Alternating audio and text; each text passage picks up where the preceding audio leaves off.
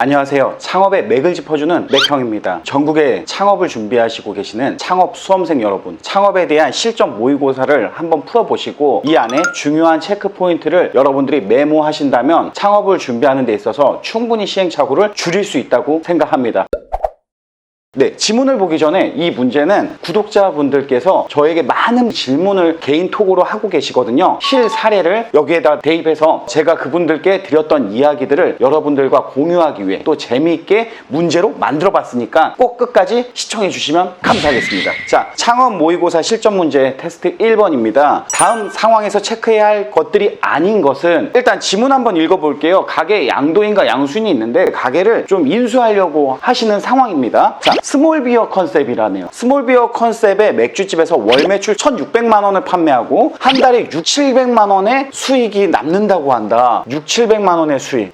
달콤하죠? 그리고 현재 최소 못해도 400만 원의 수익을 매월 손에 쥔다고 합니다. 못해도 400만 원을 가져간다고 하니까 이제 적정선이 400으로 보면 돼요. 이 집의 수익은. 자, 이 가게 월세 중요하죠. 월세 당연히 알아야죠. 150이죠. 150. 자, 여기서 계산법 하나 나오지 않았나요? 임대료는 매출의 몇 프로? 10%를 기준으로 한다. 고정비 값을 세팅해놓고 매출을 올리면 임대료 고정비가 비율이 낮아지면서 이게 다 수익으로 붙는다고 제가 말씀드렸죠. 이 강의 안 들어보셨으면 제가 카드 걸어 놓을 테니까 한번 영상 시청하시고 오시면 도움이 될 것 같습니다. 그러면은 150이면 1,500 찍으면 되는데 매출 1,600이라고 하니까 아주 합리적인 월세예요. 평수는 열세평이라고 하네요. 평수가 왜 중요할까요? 우리가 매출을 역산해 봐야죠. 어떻게 역산하나요? 테이블 개수를 봐야 됩니다. 여기서 테이블 개수가 몇 개 있는지, 그리고 중요한 거는 테이블 단가를 계산할 줄 알아야 됩니다. 예상 매출을 내가 뽑아볼 수 있어야 돼요. 그리고 보증금은 2천만 원이라고 합니다. 권리금은 예전에 7천에 내놨는데 현재 코로나 때문에 장사가 안 돼서 5천만 원만 받겠다고 합니다. 이 부분에서는 내고 협의가 가능한 부분으로 보여져요. 나 잘 돼, 안 팔아도 그만, 이런 의미와 장사가 안 돼서 약해지는 의미, 정정당당하게 팔아야지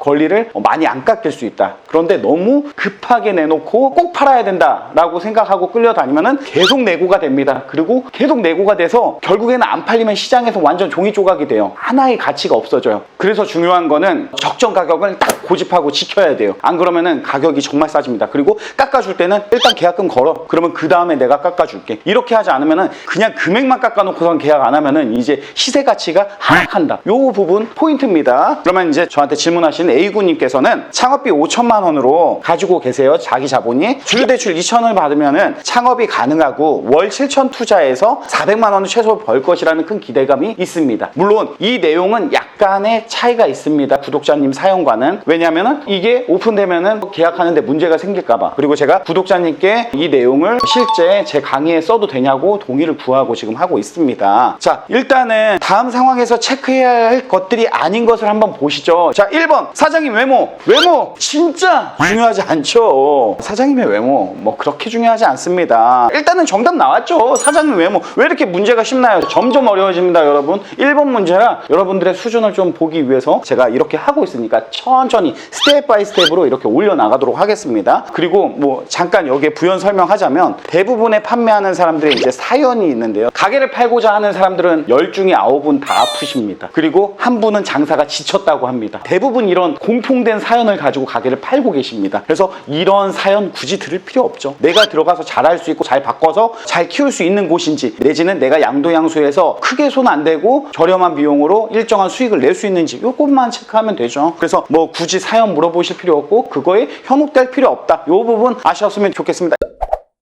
나머지 그 보기 문제를 보고 여기에 대한 나름의 노하우 맥형이 풀어드리겠습니다. 정말 중요한 거. 자, 별 7개. 매장 운영 기간. 이 매장 운영 기간을 물어봤더니 7년이라고 했습니다. 7년. 자, 7년 어떤가요? 이 매장을 내가 하나도 시설 투자 안 하고 말 그대로 권리 5천 주고 보증금 2천 주고 총 7천이라는 창업비로 손 안 대고 들어와서 장사할 건데 들어오자마자 가게가 조금 하다가 안 되는 가게일 수도 있잖아요. 여기서 이제 맥형이 한번 얘기해 줄게요. 도입기, 성장기, 성숙기, 쇠퇴기. 이런 사이클을 그리면서 갑니다. 매장은 처음에 브랜드가 만들어지고 일정 기간 브랜드가 인지도가 생기면 어느 정도 성장기를 갑니다. 성장기를 가서 이제 더 이상 성장하지 않는 성숙기가 오는데요. 그리고 이후에는 쇠퇴기가 접어듭니다. 사람도 태어나서 청장년인 시기가 있고 나이가 들고 병들고 아프고 죽잖아요. 이게 자연의 이치라고 생각을 하는데 브랜드도 마찬가지입니다. 생명이 있어요. 동물도 평균 수명이 있고 인간의 평균 수명이 있잖아요. 브랜드도 평균 수명이 있습니다. 평균 수명 3년 이내에 폐업할 확률 몇 프로? 80%. 뭐 이런 식으로 평균 수명이 있는데 브랜드마다 아이템마다 다르긴 하지만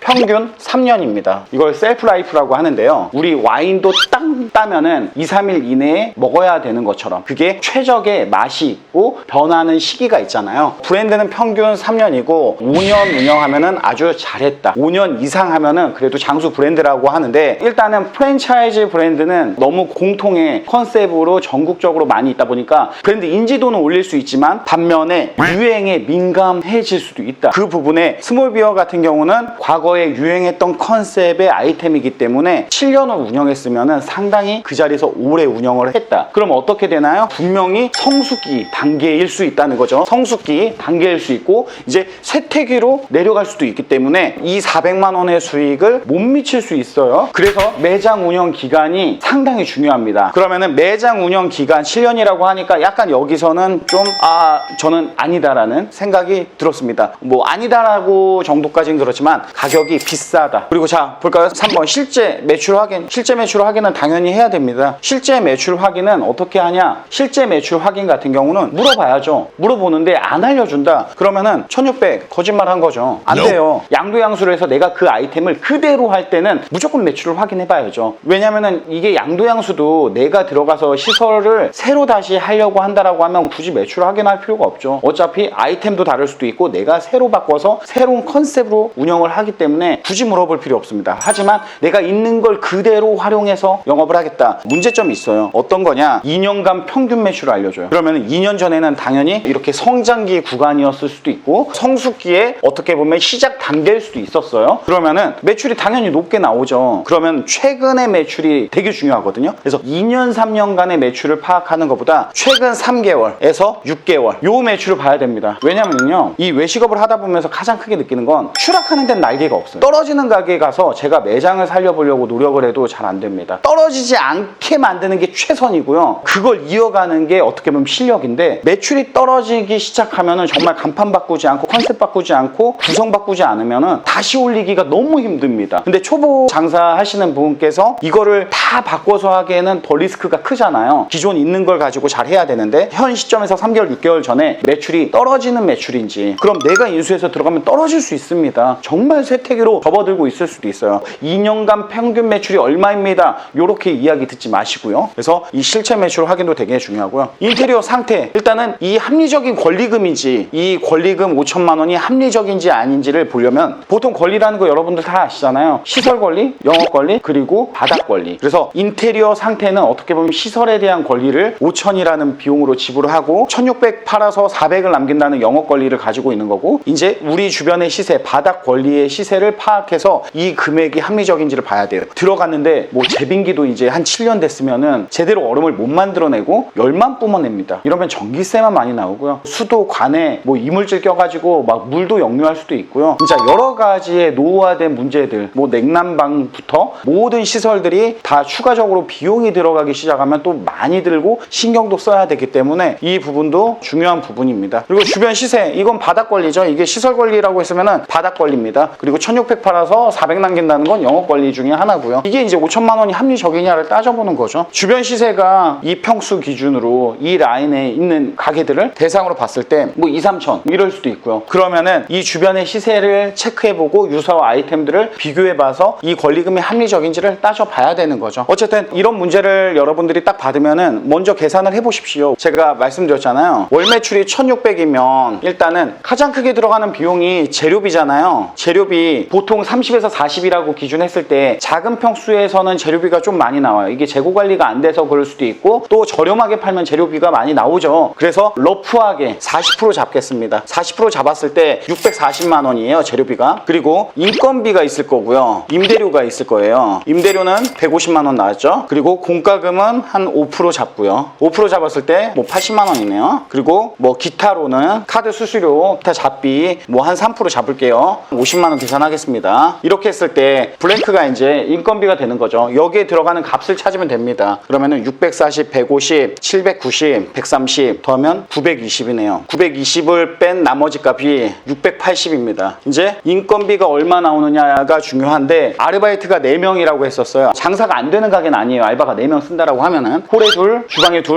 뭐 이렇게 들어가서 하는 것 같은데 어쨌든 인건비가 뭐 280만 원 하진 않을 거 아니에요. 280이라고 했을 때 400이 남는 건데 사실 이게 퀘스천이죠. 퀘스천. 인건비 280 더 나오거든요. 그래서 이 1600 팔아도 400을 못 가져갈 수 있습니다. 그래서 이 권리는 합리적인 권리가 저는 아니라고 보여져요. 제가 볼 때는 400도 안 나오기 때문에 그거보다 더 낮은 가격의 권리가 적정할 것 같다라는 생각이 들고 또 오래됐기 때문에 시설 투자에 대한 비용도 들어야 되고 운영기간이 길기 때문에 리스크도 좀 많이 누적되어 있는 상황입니다. 어쨌든 이렇게 해서 매출을 계산을 해보시고 내가 실질적인 수익이 400이 되는지 안 되는지를 따져보신 다음에 이 각각의 상황들을 체크해 보시면은 여러분들이 가게를 인수하는데 정확히 판단할 수 있다고 생각이 듭니다. 어쨌든 오늘 1번 문제 이렇게 풀어봤고요. 어떠셨나요? 보기만 봤을 때 쉽게 답을 구할 수 있었지만 사실 이 보기 하나마다 숨겨진 히든들이 다 있다라는 거 여러분들이 아시고 이 문장을 살펴서 우리가 어떠한 것들을 유추해낼 수 있는지 확인할 수 있는지 이런 것들을 알면은 여러분들 창업에 충분히 리스크 해지할 수 있다고 생각합니다. 2번 문제, 3번 문제 앞으로 계속 많은 문제 가지고 올 거니까요. 무료 강의 계속 할 수 있도록 여러분들이 많이 이 채널을 홍보해 주시기 바랍니다. 지금까지 창업 모의고사 현장에서 맥형이었습니다. 안녕.